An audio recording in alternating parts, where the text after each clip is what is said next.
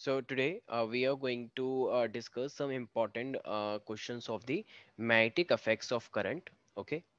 So ये वाला chapter अपने आप में ही काफ़ी इम्पोर्टेंट है for NEET and JEE and for other entrance examinations. तो हम करने वाले हैं मैग्नेटिक अफेक्ट्स ऑफ करंट के कुछ इम्पोर्टेंट न्यूमेरिकल्स। और जैसे कि लास्ट वाले में हमने देखा भी था, लास्ट क्लास के अंदर हमने कुछ कॉन्सेप्ट सीखे थे, जैसे बायट सेवर्ट लॉ हमने सीखा था, राइट। और फिर हमने लॉन्ग वायर से मैग्नेटिक फील्ड निकाली थी, ठीक है। और फिर हमने सर्कुलर कॉइल से मैग्नेटिक फील्ड निकाली थी, एक्सियल पॉइंट पे भी निकाली थी, सर्कुलर के एक्सियल पॉइंट पे। फिर हमने एम्पियर सेकेंडल लॉ भी पढ़ा था। फिर हमने सोलेनॉइड टोरॉइड के लिए भी निकाला था, जब भी कोई चार्ज पार्टिकल मैग्नेटिक फील्ड में एंटर करता है तो B Q V sine theta होता है। तो ये सब चीजें हमने पढ़ी थी। तो उन्हीं के ऊपर अब हम कुछ इंपॉर्टेंट क्वेश्चन डिस्कस करने वाले हैं, ठीक है।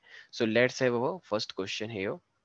तो हमारे सामने ये पहला क्वेश्चन है जिसमें मैं ऑप्शन नहीं दे रहा हूँ, ठीक है। तो मेरे को बोल रहा है magnetic affects magnetic field at centre of the current carrying circular coil is. तो यहाँ पे ऑफ कोर्स चार ऑप्शन दिए जाते हैं, लेकिन मैं नहीं दे रहा हूँ, ठीक है, क्योंकि हमने ये चीजें ऑलरेडी पढ़ रखी हैं। तो अगर एक मेरे पास ऐसी कॉइल है, ठीक है, सर्कुलर टाइप की, तो मैंने लास्ट क्लास में बताया भी था कि हमारे पास जब भी हम सेंटर पे मैग्नेटिक फील्ड निकालने की कोशिश करते हैं, राइट, तो वो क्या हो जाता है। तो मैंने बताया था, तो उसमें 2 पाई आर नहीं आता है। जो स्ट्रेट वायर होता है उसमें 2 पाई आर आता है, तो इसमें क्या आता है सिर्फ और सिर्फ, तो इसमें आता है म्यू आई अपॉन में 2 आर, ठीक है। अगर रेडियस को आप ए मान के चलोगे तो ए, रेडियस आर मान के चल रहे हो तो फिर आर, ठीक है। तो ये तो एक सिंगल टर्न के लिए होता है। But suppose if there are so many number of turns are given to you, तो ये क्या बन जाएगा, for so many turns B should be equal to mu N I upon में 2 आर, राइट। तो एन से मल्टीप्लाई कर देते हैं हम, sorry 2 R not 2 pi R. 2 pi R तो किसमें लेते हैं हम, जब एक स्ट्रेट इनफाइनाइट वायर होती है उसमें आता है 2 पाई आर। तो म्यू नॉट का मतलब परमिए, हमारे पास परमिएबिलिटी होता है, आई का मतलब करंट और आर का मतलब रेडियस। तो ये मेरे पास मैग्नेटिक फील्ड आती है सर्कुलर कॉइल के लिए, ठीक है। इसी तरीके से अगर मैं एक इनफाइनाइट वायर लेता हूँ, बहुत ही लंबी वायर, और इस पॉइंट पे अगर मुझे मैग्नेटिक फील्ड निकालनी हो, तो मैंने लास्ट क्लास में बताया भी था। तो B इज इक्वल टू क्या होता है, म्यू। अब देखो यहाँ पे तो नंबर ऑफ टर्न्स का सवाल ही नहीं उठता, क्योंकि तो सिंगल कॉइल है, तो एन तो हो ही नहीं सकता यहाँ पे, म्यू आई। और इसके लिए आया था 2 पाई आर, राइट। याद है ना, वो साइन 90 हो गए थे, साइन 90 ऊपर ऊपर देखोगे तो भी 90, नीचे देखोगे तो भी 90। तो साइन 90 प्लस साइन 90, तो 2 बन गया था, 2 से 4 कट गया था। तो फाइनली मेरे पास ये फॉर्मूला आया था, mu I by 2 pi R. तो ये दो फॉर्मूले याद रखने हैं, लास्ट क्लास में बताया था। तो ये बहुत सिंपल है, सर्कुलर के लिए 2 पाई आर नहीं आता है, क्योंकि जब हम यहाँ पे बायट सावर्ट लॉ से ड्राइव करते हैं, तो ऊपर का पाई और नीचे का पाई कैंसिल हो जाता है। लेकिन यहाँ पे स्ट्रेट वायर में तो कोई 2 पाई आर हो ही नहीं सकता ऊपर, तो इसीलिए नीचे का पाई कोई कैंसिल नहीं कर पाता, क्योंकि कांस्टेंट में ही पाई है। तो अभी के लिए तो हमें वही फॉर्मूला याद रखना है, ठीक है। बहुत सिंपल सा है, ठीक है भाई। तो इस टाइप के क्वेश्चंस भी हमें काफी देखने को मिलते हैं, तो we have to remember that. यहीं पर ही हमारे पास एक क्वेश्चन आता है कि बताओ, अगर आपको पता है कि कोई भी चार्ज पार्टिकल, ठीक है, अगर मैग्नेटिक फील्ड के अंदर जा रहा है, तो अगर कोई भी चार्ज पार्टिकल मैग्नेटिक फील्ड के अंदर जा रहा है, तो उसके टर्म्स में मैग्नेटिक फील्ड की डायमेंशन क्या होगी। So you have to find out the dimension of magnetic field. तो डायमेंशन हमें निकालनी है, तो अगर मुझे डायमेंशन निकालनी है मैग्नेटिक फील्ड की, वो भी कब, जब एक चार्ज पार्टिकल मैग्नेटिक फील्ड में एंटर कर रहा है। तो मैंने बताया था, अगर मेरे पास ये कोई भी मैग्नेटिक फील्ड होती है, और इस मैग्नेटिक फील्ड के अंदर अगर कोई भी एक चार्ज पार्टिकल एंटर करता है, आई टोल्ड यू, तो इसका मतलब अगर मान लो ये मेरे पास ये चार्ज पार्टिकल एंटर करेगा, तो ये हो जाता है force is equal to B Q V sine theta, या Q V B sine theta, एक ही बात है। So B Q V sine theta, तो साइन थीटा तो 90 पे भेज रहे हैं तो 1 हो जाएगा, ठीक है। तो बी क्यू वी बचेगा, तो इसका मतलब बी का फॉर्मूला क्या हो जाएगा मेरे पास। So B formula should be equal to F upon Q V sine theta. Sine theta तो वैसे भी हट ही गया। तो मेरे पास फोर्स की डायमेंशन क्या हो, देखो फोर्स का जो फॉर्मूला होता है वो क्या होता है, न्यूटन, न्यूटन में लेते हैं। लेकिन एक्चुअली में तो एम ए होता है ना, एम ए, एम का मतलब मास, तो डायमेंशन का मतलब होता है एम एल टी के साथ दिखाना, मास लेंथ और टाइम। तो मास के लिए M1 आ गया। अच्छा, एक्सेलरेशन जो हुआ, एक्सेलरेशन के डायमेंशन यूनिट क्या होती है, मीटर पर सेकंड स्क्वायर। तो मीटर तो लेंथ होता है एक, और पर सेकंड स्क्वायर, तो इसका मतलब टाइम क्या हो गया, -2। भाई जो जो भी चीजें होती है हम यूनिट वाइज तरीके से दिखाते हैं, एमएलटी, ठीक है। चार्ज, चार्ज का तो कोई एमएलटी हो ही नहीं सकता, तो चार्ज का एमएलटी तो नहीं होता, लेकिन चार्ज का हमें पता है क्यू इज इक्वल टू क्या होता है, आई टी होता है ना, आई टी। तो आई को हम लेते हैं एम्पियर में, एम्पियर, एम्पियर कोई एमएलटी थोड़ी होता है, एम्पियर तो एम्पियर होता है। टाइम, टाइम को हम टी से रिप्रेजेंट करेंगे यहाँ पे। अच्छा, और ये है वेलोसिटी। वेलोसिटी का मतलब क्या होता है, मीटर पर सेकंड। मीटर का मतलब होता है लेंथ, और पर सेकंड का मतलब होता है t-1। ठीक है, तो ये आ गया पूरा। अब इस पूरे को अरेंज कर दो। तो पूरे को अरेंज करेंगे तो देखो m ये है, तो m यहाँ पे और कहीं तो है नहीं, तो m1 रहेगा। टाइम देखो, अच्छा l देखते हैं पहले। l है यहाँ पे, देखो ये वाले l से ये वाला l कट जाएगा ना, तो ये तो एल तो गायब ही हो गया। फिर टाइम को देखो, तो टाइम ये वाला टी जब ऊपर आएगा तो ये ऊपर आने पे क्या हो जाएगा। अच्छा ये देखो एक सेकंड, t-2 है, लेकिन नीचे का t-1 और t+1 तो ये वाला टी से ये वाला टी कट गया, क्योंकि एक t-1 एक टी है, तो सिर्फ t-2 ही तो बचेगा, बाकी तो कुछ बचा ही नहीं। तो ये एम्पियर वाला ऊपर आ जाएगा, तो ये एम्पियर-1 हो जाएगा, इनवर्स हो जाएगा, ऊपर आ जाएगा, राइट। तो इसका मतलब मैग्नेटिक फील्ड की डायमेंशन क्या होती है, m1t-, डायमेंशन का मतलब होता है एमएलटी में दिखाना। ठीक है, बाकी एमएलटी के अलावा जो भी है उसको वैसे दिखा दो, जैसे एम्पियर को एम्पियर ही दिखाया है। ठीक है, तो इस तरीके से हमें ये याद रखना है, सिंपल।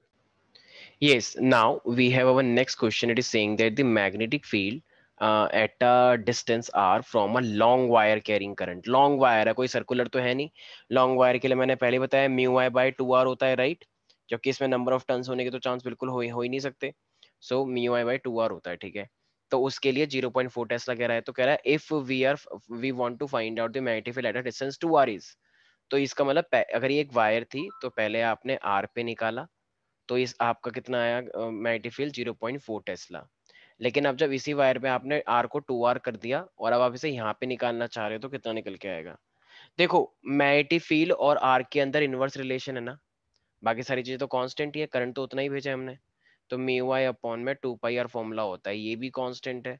करंट भी कांस्टेंट भेज रहे हैं हम, दोनों के अंदर सेम भेज रहे हैं, ये भी कांस्टेंट है। तो ये इनवर्स रिलेशन हुआ ना, इसका मतलब b1 है तो ये r1 हो जाएगा। तो इसका मतलब जब भी ऐसे क्वेश्चन होते हैं तो हम क्या करते हैं, तो रेशो लेते हैं, पता लग जाएगा कितना कितना टाइम से। तो हम एक काम करते हैं, b2 अपॉन में b1 करते हैं। तो अगर b1 का इनवर्स मतलब b1 के इनवर्सली प्रोपोर्शनल है r1, तो यहाँ पे लिखेंगे r1, यहाँ पे लिखेंगे r2, राइट। तो हमें यही तो निकालना है कितना रेशो आएगा दोनों का। तो R1 तो R1 कितना था R, और R2 कितना है मेरे पास 2R। तो R से R कट जाएगा तो मेरे पास कितना आ जाएगा दोनों का ratio 1/2, right. So it means B2 upon में B1 का रेशो कितना आ जाएगा 1:2। ठीक है भाई। इसका मतलब जो अगर मैं बात करता हूँ, अगर डिस्टेंस तुमने ज्यादा कर दिया है तो ऑफ कोर्स मैग्नेटिक फील्ड भी मेरा क्या आएगा, कम आएगा। तो जब डिस्टेंस कम था तो मैग्नेटिक फील्ड ज्यादा था, और जब तुमने डिस्टेंस ज्यादा कर दिया तो ऑफ कोर्स वो उसका हाफ हो जाएगा पहले वाले का। ठीक है, बहुत सिंपल है। तो it means it should be equal to what. तो ये मेरे पास क्या हो जाएगा रेशो, तो इसका मतलब मैं यहाँ पे ये कर सकता हूँ ना, B2 should be equal to B1/2, right. ये इधर चले गया ना मेरे पास, B1/2। तो B1 मेरा कितना दे रखा है, तो B1 मुझे ऑलरेडी क्वेश्चन में कितना दे रखा है, 0.4 दे रखा है, राइट। 0.4 टेस्ला।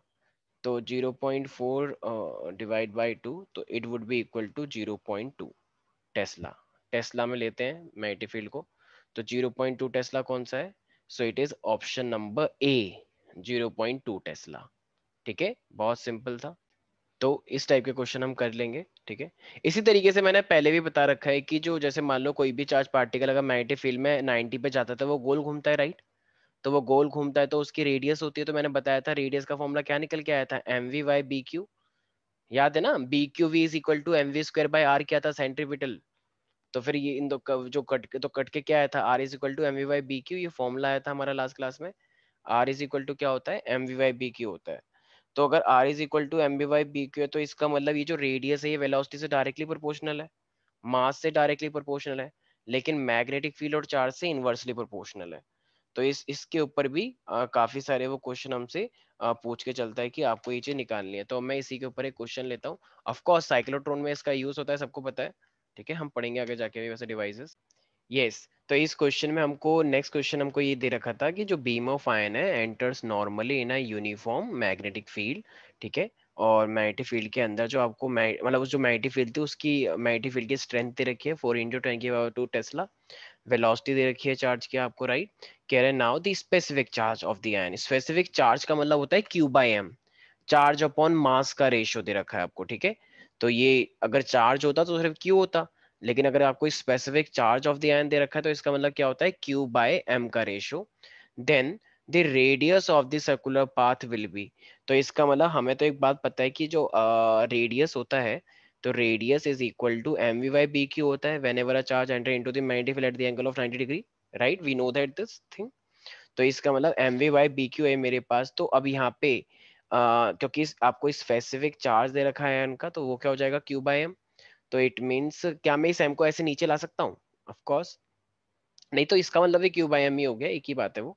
आप कैसे भी लिखो, मैं अरेंज करने के लिए काम करता हूँ, इस एम को नीचे ले आता हूँ, वो एक ही बात है। ठीक है, ऐसे भी तो लिख सकते हैं, सिंपल मैथमेटिक्स। ठीक है, हमको ऊपर लाओ नीचे लाओ। तो आपको ऑलरेडी क्यू बाई एम दे रखा है, इस क्यू बाई एम को बोलते हैं specific charge of the ion. तो इसका मतलब वेलोसिटी आपको कितनी दे रखी है, 2 × 10⁻⁵। और मैग्नेटिक फील्ड आपको कितना दे रखा है, 5 × 10⁻⁷ इंटू, और क्यू बाई एम कितना दे रखा है आपको, Q by M where is it, ये स्पेसिफिक चार्ज। तो स्पेसिफिक चार्ज, अच्छा स्पेसिफिक चार्ज, एक सेकंड, ये स्पेसिफिक चार्ज है।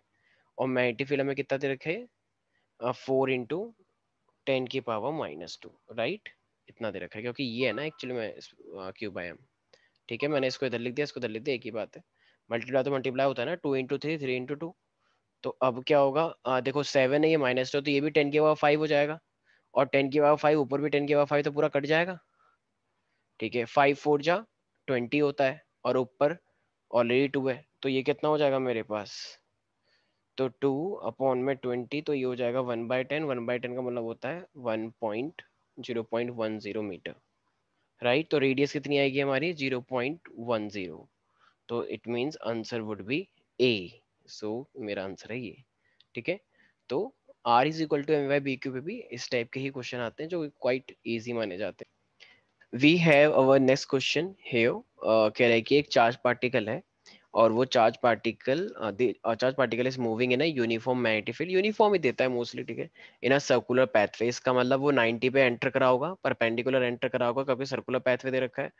कोई चीज सर्कुलर तभी बनाएगा ना जब वो 90 पे एंटर करा होगा, विद अ रेडियस r। तो उसकी रेडियस r है। कह रहा है now when the energy of the particle is doubled then the new radius will be. इसका मतलब पहले उसकी एनर्जी ई रही होगी, लेकिन अब ई को इन्होंने 2 ही कर दिया। 2 ही कर दिया ना, एनर्जी को डबल कर दिया। तो कह रहा है क्या क्या एनर्जी को डबल करने से क्या उसकी रेडियस में भी कोई फर्क आना चाहिए? तो आपके सामने ऑप्शन है, देखो रेडियस में चारों ऑप्शन में ही कुछ ना कुछ फर्क है। इसका मतलब फर्क तो आएगा, क्योंकि कोई भी आर नहीं है ना। अगर आर होता तो चांसेस होते कि चलो सेम ही रहेगी, लेकिन अगर आर सेम नहीं है, तो इससे साफ पता लग रहा है कि कुछ ना कुछ तो फर्क पड़ेगा ही पड़ेगा। तो अब हम कैसे बोल सकते हैं, तो देखो एक काम करते हैं, हमें पता है कि अगर कोई भी चार्ज पार्टिकल एंटर करता है 90 पर, तो हमें एक रिलेशन तो पता ही है, क्या है वो रिलेशन,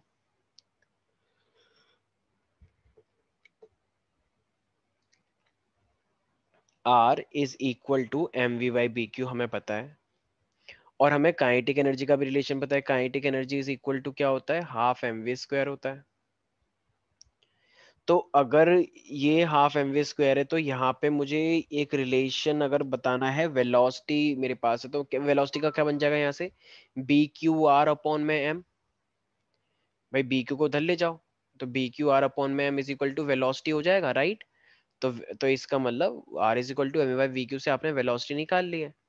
अब अगर वेलोसिटी BQ/r/m है, तो मैं वेलोसिटी को वैल्यू को यहाँ पे पुट कर दूंगा।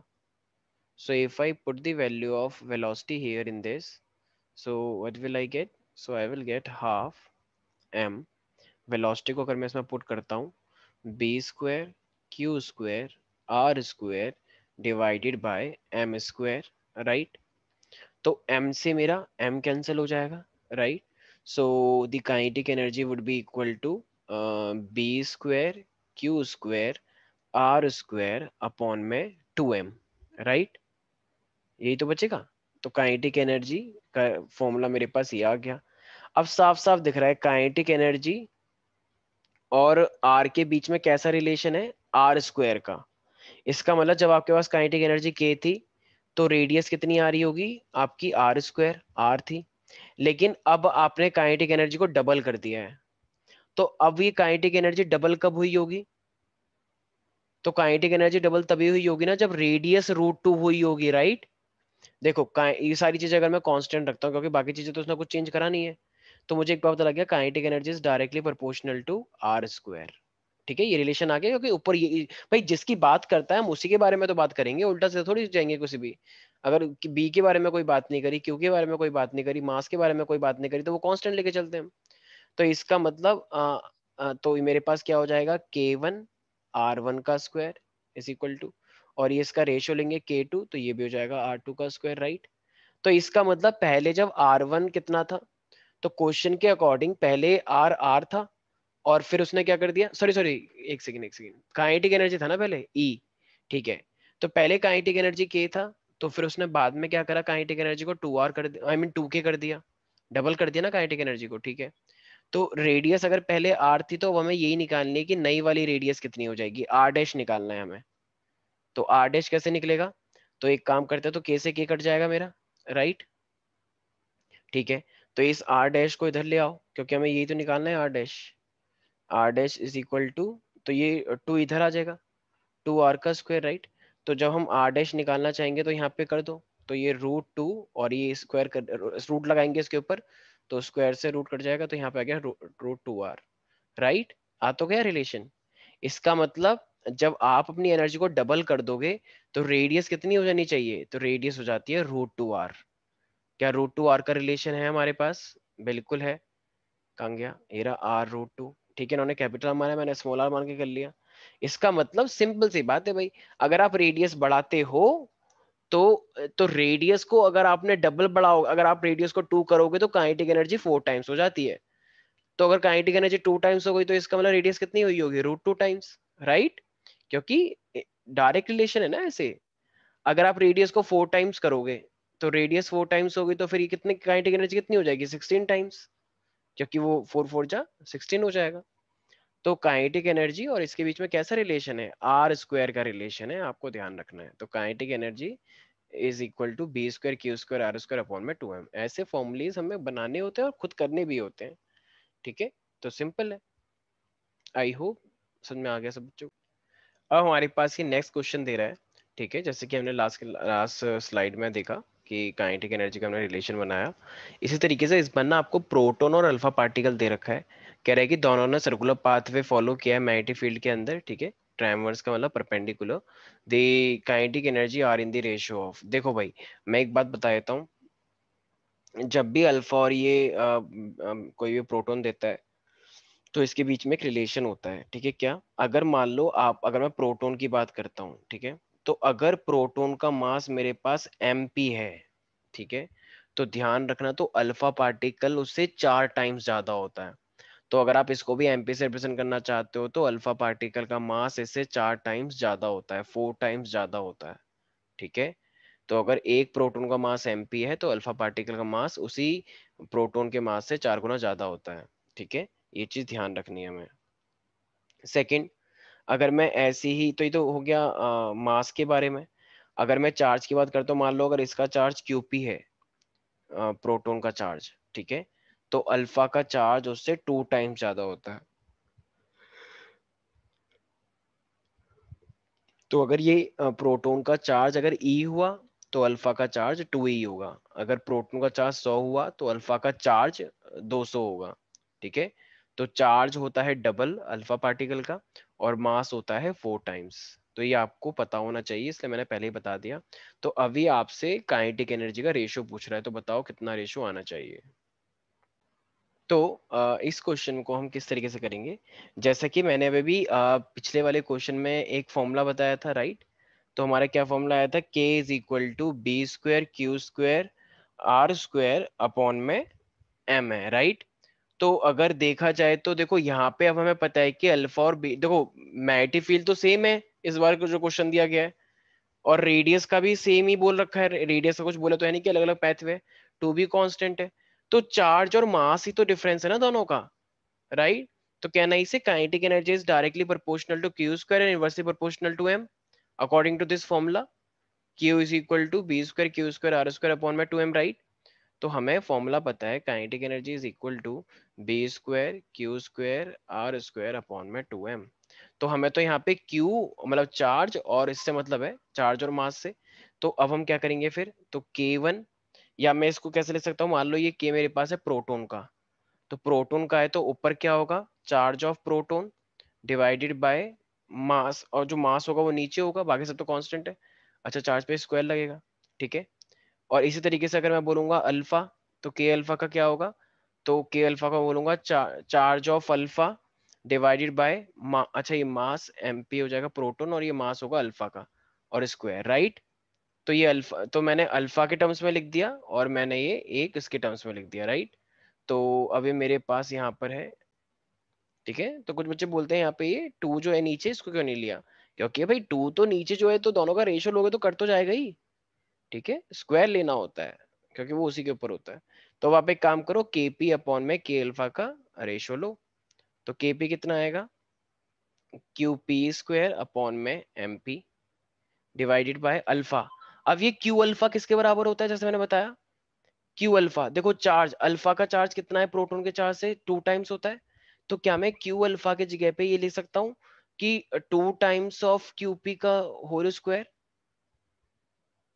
क्योंकि अल्फा जो चार्ज है वो एक्चुअली में प्रोटॉन के 2 टाइम्स होता है। ऐसे ये मास ऑफ अल्फा है, तो अल्फा का मास इससे कितना टाइम्स होता है, देख रहे हो, 4 टाइम्स। तो अगर प्रोटॉन के टर्म्स में लिखना चाहते हो तो ये क्या हो जाएगा, 4 एमपी, राइट।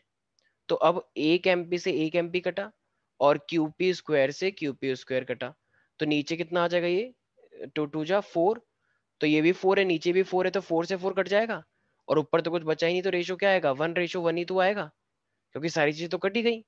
एमपी एमपी भी कट गया, क्यूपी क्यूपी भी कट गया, और 4 4 जा हो गया मेरे पास, राइट। तो रेशो क्या आना चाहिए, क्या ये 1:1 ऑप्शन में था, यस बिल्कुल है। तो 1:1 आ जाएगा हमारे पास, ठीक है। तो बहुत सिंपल है, इस तरीके से हम कर लेते, राइट। मान लो अगर यही हमसे बोलता कि तो आपको हमेशा बस ध्यान रखना है क्या, कि अच्छा मान लो मैंने बोला कि एक मेरे पास ए है, एक मेरे पास बी है। अगर मान लो ए का चार्ज क्यू है, तो इसका चार्ज मान लो 2 क्यू है। इसका मास अगर एम है, तो इसका मास मान लो मेरे पास कितना है, 8 टाइम्स है। मान लो अब कह रहा है ए और बी का रेशो निकालो, तो मुझे पता है कि अगर के निकालता तो के का क्या आता, क्यू ए स्क्वायर अपॉन में mass of A divided by, अब मैं इसको के बी करता, तो के बी को क्या लिखता है, क्यू बी स्क्वायर अपॉन में एम बी।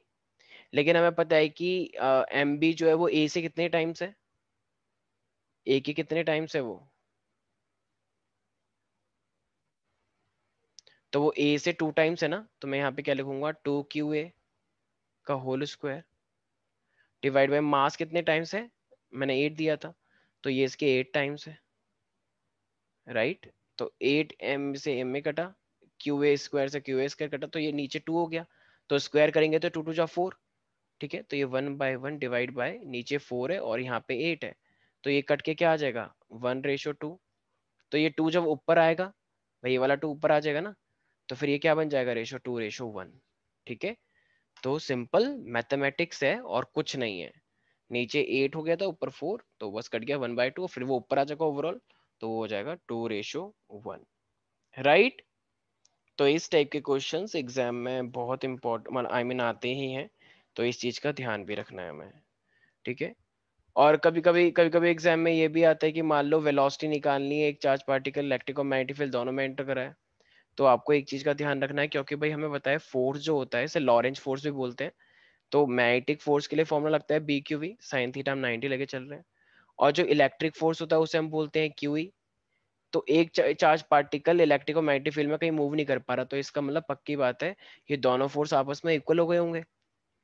तो ये दोनों फोर्स आपस में इक्वल हो गए क्योंकि चार्ज पार्टिकल कहीं जा नहीं पा रहा है इलेक्ट्रिक और मैग्नेटिक फील्ड में, तो इसका मतलब BQV is equal to QE, Q से क्यू कट गया। तो जो वेलोसिटी आई, that velocity is equal to E/B, right. आपको E दे रखा है, B दे रखा है, मान लो इलेक्ट्रिक फील्ड दे रखी है आपको, मैग्नेटिक फील्ड दे रखी है, तो आप वेलोसिटी निकाल लोगे, of course we can find out the velocity, right? Because if E is given to you, B is given to you, so E/B, then I mean if you are dividing if you are dividing E by B, then you are getting the velocity of that charge particle. तो बहुत simple है इस तरीके से निकालना, right. तो इस type के क्वेश्चंस भी हम ट्राई कर, यस। तो मेरे पास अब एक नेक्स्ट क्वेश्चन कह रहा है कि the ratio of the time period of alpha particle to that of the proton. एक देखो अल्फा पार्टिकल और प्रोटॉन का रिलेशन मैं पहले ही बता चुका हूँ, राइट। मास 4 टाइम्स होता है, चार्ज 2 टाइम्स होता है, तो ये circulating with the same speed in the same uniform. तो अभी रेशियो ऑफ टाइम पीरियड बोल रहा है। देखो अगर कोई भी अगर पार्टिकल गोल गोल घूम रहा है, तो अगर कोई भी पार्टिकल गोल गोल घूमता है तो ये डेरिवेशन में भी था, ठीक है, आई नो कुछ बच्चों ने नहीं किया होगा। तो टाइम पीरियड क्या होना चाहिए, देखो जो सरकमफ्रेंस होता है वो होता है टोटल डिस्टेंस 2 पाई आर, भाई पढ़ा है ना, distance equal to speed into time. तो वही तो है, तो 2 पाई आर टोटल डिस्टेंस हुआ, वेलोसिटी इसकी v हुई, और ये t, तो t is equal to 2 pi R v हो गया, राइट, टाइम निकालने के लिए। लेकिन हमें पहले से ही पता है r इज इक्वल टू क्या होता है, M V by B Q होता है। तो अगर r is equal to M V by B Q मैं इसमें पुट करूंगा r के अंदर, तो ये टाइम क्या बन जाएगा फिर, तो then the time would become 2 pi M V upon में बी क्यू वी, राइट। तो v से v कट जाएगा, तो v से v कट जाएगा तो टाइम क्या बन गया मेरा, तो final equation for the time is 2 pi M upon में बी क्यू। और ये बच्चों को याद भी होगा कुछ फॉर्मूला, राइट। तो टाइम क्या होता है मेरे पास, 2 पाई एम अपॉन में बी क्यू होता है। तो अल्फा और बीटा पार्ट, अल्फा और प्रोटॉन के बारे में बताना है, रिलेशन आपको ऑलरेडी पता ही है। तो हम क्या करेंगे, टी अल्फा अपॉन में टी प्रोटॉन। तो अल्फा के लिए देखो अब ये सारी चीज तो कांस्टेंट है, हमें तो मास और चार्ज से मतलब होता है, राइट। तो इसका मतलब ये क्या हो जाएगा, मास अल्फा अपॉन में charge alpha divided by mass of proton divided by charge of proton, right. ये हो गया। लेकिन हमें तो रिलेशन पता है कि अल्फा प्रोटॉन के मुकाबले मास कितना होता है अल्फा का, तो ये हो जाएगा 4 टाइम्स ऑफ एमपी, राइट, ये तो करते हैं हमेशा। और चार्ज कितने टाइम्स होता है, 2 टाइम्स ऑफ क्यूपी, और नीचे तो प्रोटॉन है ही है, एमपी अपॉन में क्यूपी, राइट। तो क्यूपी से क्यूपी कटेगा, एमपी से एमपी कटेगा, तो ये 4/2 हो जाएगा। और 4/2 का रेशो का मतलब क्या आ गया, 2:1। इसका मतलब आंसर क्या आएगा, तो answer would be 2:1, right. So alpha और प्रोटॉन के बीच में तो आंसर क्या होना चाहिए, तो it means your answer should be 2:1। Yes, where is it, yes, option number D, ठीक है। बहुत सिंपल है, बच्चों वाली बात है एकदम, इजंट इट। तो I hope we can do it. तो इस तरीके से हम क्वेश्चन को कर लेते हैं। अब इसके बाद ये तो न्यूमेरिकल हुआ, लेकिन एक हमारे पास टॉपिक होता है जिससे यूजुअली, जैसे सीबीएसई में तो बहुत ही क्वेश्चन, आई मीन डेरिवेशन भी आती है उसके। जैसे मान लो आपको ये दो कंडक्टर दे रखे हैं, इसमें जो करंट है वो है I1, ठीक है, और इसमें जो करंट दे रखा है वो मान लो आपको दे रखा है I2, ठीक है। तो आपको ना फोर्स निकालना है, एक्चुअली में उस फोर्स को हम बोलते हैं फोर्स पर यूनिट लेंथ। तो अगर दो वायर के अंदर करंट जा रहा है तो ऑफकोर्स उसके आसपास मैग्नेटिक फील्ड होगी दोनों के आसपास। तो अब आपको बोल रहा है आपको फोर्स पर यूनिट लेंथ निकालना है, तो जब भी आपको फोर्स पर यूनिट लेंथ निकालना पड़ेगा ना, तो आप क्या करोगे, तो फोर्स पर यूनिट लेंथ निकालने के लिए आपको इसका जो फॉर्मूला ड्राइव होकर आता है वो आपको याद भी होगा, ठीक है, कुछ बच्चों को तो याद ही होगा, म्यू0/4π2 I1 I2 अपॉन में आर, ये फॉर्मूला होता है, राइट। तो F/L म्यू0/4π2 I1 I2 अपॉन में आर, लेकिन हम इस 2 को 4 से काटेंगे तो फिर यही क्या बन जाएगा, तो ये फोर्स पर यूनिट लेंथ है, इसको हम FL बोल सकते हैं। तो ये हो जाएगा म्यू0I1 I2 अपॉन में 2 πr। तो चाहे तो ऊपर का फॉर्मूला याद रखो या नीचे का, बात तो एक ही है, ठीक है, कटना तो है ही। तो म्यू0I1 I2 अपॉन में 2 πr याद रखो, या फिर म्यू0/4π2 I1 I2 अपॉन में आर याद रखो। तो ये हमारे पास क्या कहलाता है, दो कंडक्टर के बीच में जो हमारे पास फोर्स लगता है वो कितना लगता है, ठीक है। तो यहाँ पे यूजुअली एक क्वेश्चन भी यहाँ पर पूछा जाता है कि ओके, अगर आपको मान लो, अच्छा देखो, अगर मैं इस वाले फॉर्मूले को याद रखता हूँ, ये वाला, ठीक है, ये इजी भी क्यों, क्योंकि हमें म्यू0/4π की वैल्यू पता होती है ना, 10⁻⁻⁷। भाई मैं ऊपर वाला फॉर्मूला क्यों लिखा था, क्योंकि हमें पता है म्यू0/4π की वैल्यू कितनी होती है, 10⁻⁷। नीचे वाले में थोड़ा दिक्कत आ जाएगी, कर सकते हैं उससे भी ऑफ कोर्स। तो ये 10⁻⁷ होता है। तो मान लो बोल रहा है कि इन दोनों के, इसके अंदर भी करंट कितना जा रहा है, इसके अंदर भी करंट जा रहा है वो मान लो 1 एम्पियर है, और इसमें भी करंट कितना जा रहा है मान लो 1 एम्पियर है, ठीक है। और इनके बीच में जो डिस्टेंस है, ये आर जो होता है, इनके बीच का जो डिस्टेंस है वो भी क्या है, 1 मीटर है। तो बोल रहा है तो बताओ इनके बीच में फोर्स कितना आएगा, फिर फोर्स पर यूनिट लेंथ। तो हमें फॉर्मूला तो पता ही है, फोर्स पर यूनिट लेंथ क्या होता है, म्यू0/4π। तो म्यू0/4π अगर हम लगाएंगे तो ये कितना हो जाएगा, 10⁻⁻⁷, ठीक है, इंटू 2। I1 की वैल्यू कितनी है, 1। I2 की वैल्यू भी कितनी है, 1। और ये रेडियस कितनी है मेरे पास, 1। तो ये क्या बन जाएगा मेरे पास, इट मीन्स 2 × 10⁻⁷। तो ये फोर्स आ जाएगा, ठीक है। और ये फोर्स पर यूनिट लेंथ निकला है, तो इसलिए हम इसे न्यूटन बोलेंगे या न्यूटन पर मीटर बोलेंगे, इसे हम बोलेंगे newton per metre, because it is F by L. तो ये एफ एल जो लिखा है इसका मीनिंग अपने आप में क्या है, फोर्स पर यूनिट लेंथ। ये फोर्स पर यूनिट लेंथ निकल के आया है, सिर्फ फोर्स निकल के नहीं आया है। ठीक है, तो ये फॉर्मूला भी एक हमारे पास है जो कि हमें याद रखना है, mu naught by 4 pi to I1 I2 upon में आर। तो ये चीजें हमें याद रखनी है। ये हमारे पास क्या रहता है, दो कंडक्टर के बीच में जो फोर्स लगता है वो निकालने के लिए। बस फॉर्मूला याद रखना है ये वाला भी। ठीक है, देखो अब हमारे पास यहाँ पे नेक्स्ट क्वेश्चन है, और ये वाला क्वेश्चन बहुत बहुत इंपॉर्टेंट माना जाता है। तो टू सर्कुलर कॉइल है, 1 and 2 are made from the same wire, इसका रेजिस्टिविटी सेम है, चीजें सेम है, but the radius of first coil is twice than the second coil. इसका मतलब अगर दूसरे वाली कॉइल की रेडियस आर है तो फर्स्ट वाली कॉइल की रेडियस 2r होगी, right. Ratio of the potential difference should be applied across them so that the magnetic field at the center remain the same। देखो कंडीशन की magnetic field दोनों की same है, तो अगर इसने खुद ही बोल दिया है कि दोनों की magnetic field सेम है, तो क्या लिखेंगे, कंडीशन को अप्लाई करवाते हैं जो इसने खुद ही बोल दिया है। यही तो जानबूझ के दिया जाता है। तो अगर इसने खुद ही बोल दिया है कि दोनों की फील्ड अगर सेम है, पहली वाली कॉइल की और दूसरी वाली कॉइल की, सर्कुलर के लिए हमें फॉर्मूला पहले से ही पता है क्या होता है, I/2r होता है। ठीक है, तो टू मान लो ये R1 के लिए है और ये मेरे पास वही म्यू नॉट आई, भाई सब कुछ तो सेम ही है, ये 2r2, ठीक है, आर अलग है बस। तो अब लेकिन उसने क्वेश्चन में क्या बोल रखा है कि R1 जो है वो क्या है, वो 2 टाइम्स है दूसरे वाले से, राइट। ये क्वेश्चन में ही दे रखा है। तो अगर उसने ये क्वेश्चन में दे रखा है तो मैं क्या लिखूंगा फिर, तो म्यू नॉट आई अपॉन में 2 into 2 R1, 2 R1, और ये sorry sorry sorry sorry 2r2 होगा ना, 2r2 mu not I upon में 2r2। ठीक है, इस तरीके से। तो अब ये कितना हो जाएगा, देखो R2 से तो मेरे पास ये R2 कैंसिल हो जाएगा, राइट। और ये 4 है, ये 2 है, ये म्यू नॉट आई, ये म्यू नॉट आई। देखो लेकिन लेकिन इसने पोटेंशियल डिफरेंस पूछा है ना हमसे, रेशो पोटेंशियल डिफरेंस हमें बताना है। तो पोटेंशियल डिफरेंस अगर बताना है तो मुझे बताइए, जो करंट है, करंट को हम क्या बोलते हैं, V/R बोलते हैं। तो ये मेरे पास क्या हो जाएगा, म्यू नॉट टू टू जा 4 नीचे, आर तो कट ही गया, और आई को हम क्या लिखेंगे, V1/R बोलेंगे, राइट। लेकिन देखो अगर अगर दूसरी वाली कॉइल डबल है, भाई रेजिस्टेंस जो है वो लेंथ के ऊपर डायरेक्टली प्रोपोर्शनल होता है, एम आई राइट। देखो ये फैक्ट भी याद रखना है। तो अगर लेंथ डबल है पहली वाली से तो उसकी उसकी रेजिस्टेंस भी तो डबल होगा, राइट। तो इसका मतलब अगर इसकी रेडियस डबल है तो इसका मतलब जो रेडियस जो रेजिस्टेंस आएगा तो वो रेजिस्टेंस भी तो ज्यादा होगा फिर। तो इसको हम बोलेंगे V1/2R। क्यों, क्योंकि इस वाले का जो वो होगा V/R, मतलब V1 बाय तो नहीं, V बोलना चाहिए, चलो V1 बोलेंगे क्योंकि हाँ, क्योंकि दोनों का पोटेंशियल अलग अलग है। इसको बोलेंगे हम V2/R क्योंकि इसकी रेडियस छोटी है। भाई जितनी उसकी रेडियस ज्यादा थी तो उतना ही उसका सरकमफ्रेंस भी आएगा, क्योंकि रेजिस्टेंस लेंथ पे डिपेंड करती है। तो लेंथ डबल है तो रेडियस वो तो रेजिस्टेंस तो डबल होगा। इस पे ये क्वेश्चन बहुत इंपॉर्टेंट है, एज आई सेड। और ये मेरे पास 2 बचा, R2 से R तो पहले ही कट चुका है। तो अब क्या क्या चीजें कट जाएंगे, म्यू नॉट से म्यू नॉट कटेगा, ये हो जाएगा 2 2 जा 4। ठीक है, तो अब ये और R से R कट जाएगा। ठीक है, तो मेरे पास क्या रेशियो आएगा, तो V1 अपॉन में V2 को इधर ले आओ, ये 2 2 जा 4 इधर आ जाएगा, तो ये हो जाएगा 4:1, राइट। तो V1/V2 का रेशियो कितना आ जाना चाहिए फिर, 4:1, इसका मतलब 4 हो जाना चाहिए। वो यही तो पूछा था उसने कि कितना टाइम्स हो जाएगा, राइट। तो इसमें हमें ध्यान रखना है I = V/R तो लगाना ही है, लेकिन V/R लगाने के साथ साथ ये चीज भी ध्यान रखनी है कि जितनी बड़ी लेंथ होती है उतना ही ज्यादा रेडियस भी होता है। तो पहली वाली की रेडियस बड़ी थी तो उसका मतलब सरकमफ्रेंस भी ज्यादा ही होगा।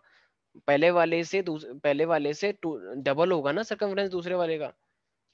इस वाले का जो पहले वाला जो है ये, इसका सरकमफ्रेंस डबल है दूसरे वाले से, इसलिए मैंने इसकी रेडियस को 2r लिखा। ठीक है, तो इस टाइप के क्वेश्चन भी एग्जाम में आते हैं और ये बहुत बहुत इंपॉर्टेंट था। तो ध्यान रखना है, फॉर्मूला लगाओ।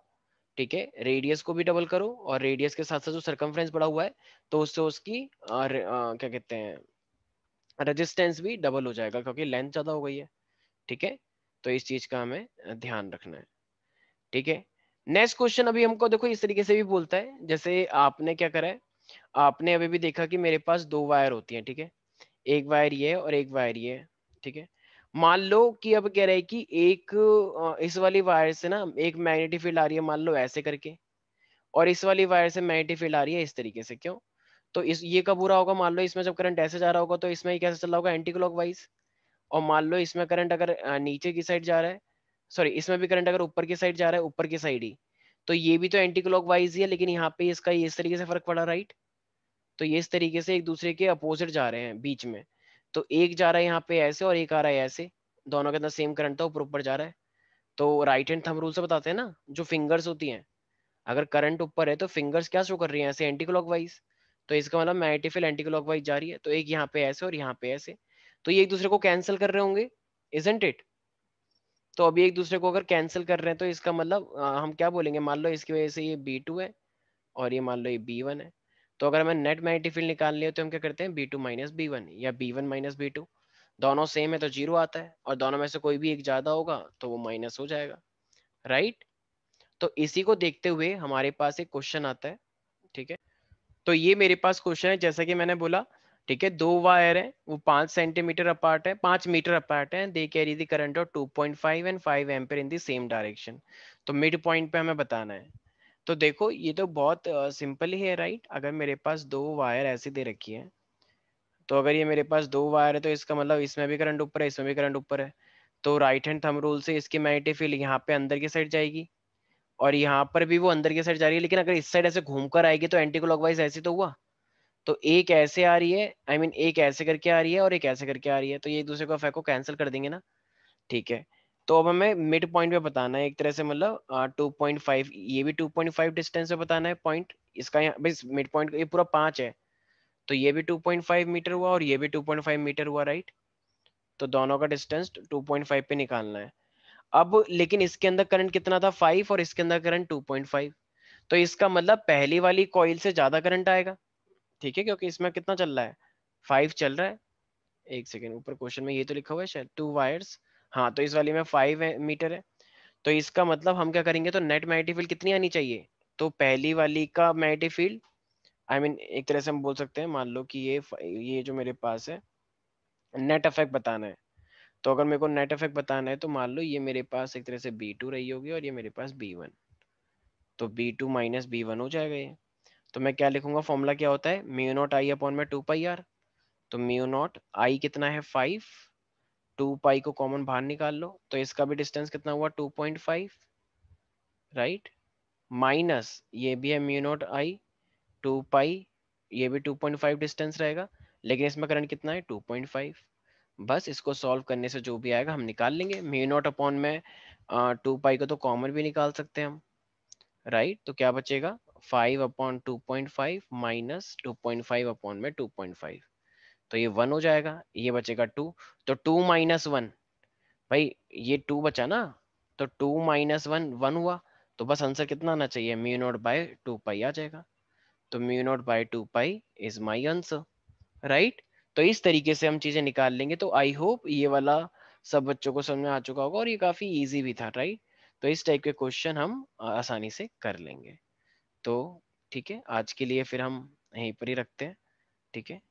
तो इसी के साथ हम यहाँ पे अपना ये मैग्नेटिज्म के फाउंडेशन के लिए इतना ही रखते हैं, ठीक है। तो मैग्नेटिज्म के फाउंडेशन के अंदर इतना ही आता है, ठीक है, तो वो हमें ध्यान रखना है, ठीक है। तो आज के लिए यहीं पर ही हम अपना मैग्नेटिज्म पूरा क्लोज करते हैं, ठीक है। नेक्स्ट लेक्चर में हम करंट इलेक्ट्रिसिटी के कुछ और फाउंडेशन के कुछ पोर्शन देखेंगे, ठीक है। तो चलिए मिलते हैं बाकी नेक्स्ट क्लास में, बाय बाय, टेक केयर।